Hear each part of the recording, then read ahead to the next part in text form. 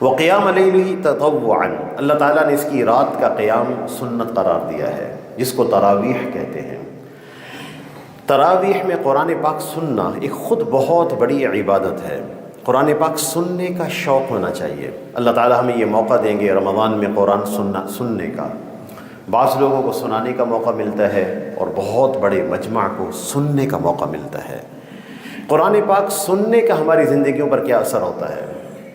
میں یہ بات میں اس لیے عرض کرنا چاہتا ہوں کہ تھکاوٹ کی وجہ سے اور تھوڑے سے اعذار کی وجہ سے، نیند کی وجہ سے ہم تراویح کو ترک نہ کریں۔ یہ بہت بڑی نعمت اللہ ہمیں عطا فرما رہے ہیں۔ ہم قرآن پاک سنیں اور ایسا قرآن سنیں جو ٹھہر ٹھہر کر پڑھا جا رہا ہو، ورتل القرآن ترتیلا، اور جس کے الفاظ کی طرف ہمارا دھیان ہو۔ جب آدمی قرآن سنتا ہے اسے کیا ملتا ہے؟ قرآن سننے پر اللہ پاک ہدایت عطا فرماتے ہیں۔ فبشر عباد، دنیا کی سب سے بڑی نعمت ہے، فبشر عباد الذین یستمعون القول۔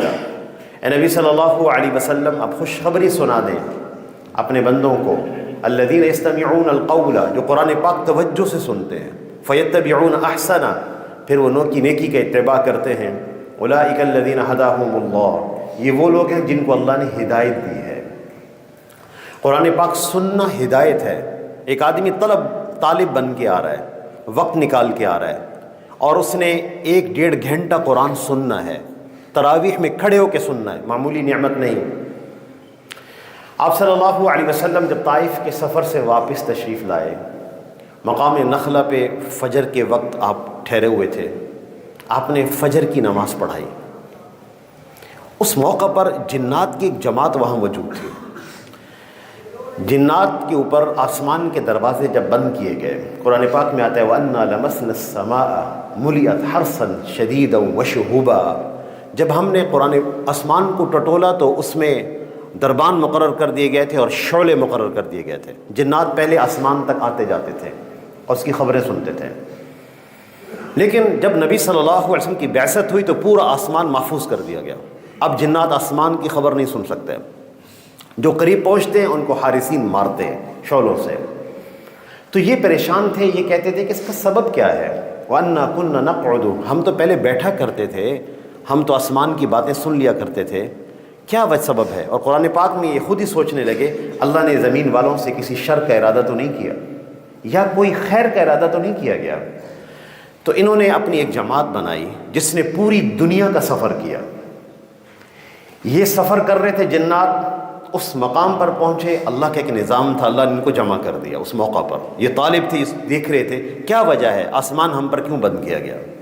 حضور صلی اللہ علیہ وسلم فجر کی نماز پڑھا رہے تھے، جب انہوں نے قرآن سنا اللہ نے ان کو ہدایت عطا فرما دی۔ ان کی جو کیفیات ہیں وہ اللہ نے قرآن میں ہمیں بیان کی ہیں۔ قل اوحی الی، سورۃ الجن میں، قل اوحی الی انہ استمع نفر من الجن فقالوا انا سمعنا قرآنا عجبا۔ اے نبی صلی اللہ علیہ وسلم آپ فرمائیں، میرے پر یہ وحی کی گئی ہے، مجھے یہ بتایا گیا اللہ کی طرف سے کہ میرا پڑھنا قرآن کا ایک جنوں کی جماعت نے سنا۔ جب سنا تو انہوں نے یوں کہا انا سمعنا قرآنا عجبا، ہم نے ایک عجیب قرآن سنا، یہدی الی الرشد، جو ہدایت کی طرف رہنمائی کرنے والا ہے، فآمنا بہ، ہم ایمان لے آئے ہیں، ولن نشرک بربنا احدا، ہم اپنے رب کے ساتھ کبھی شرک نہیں کریں گے۔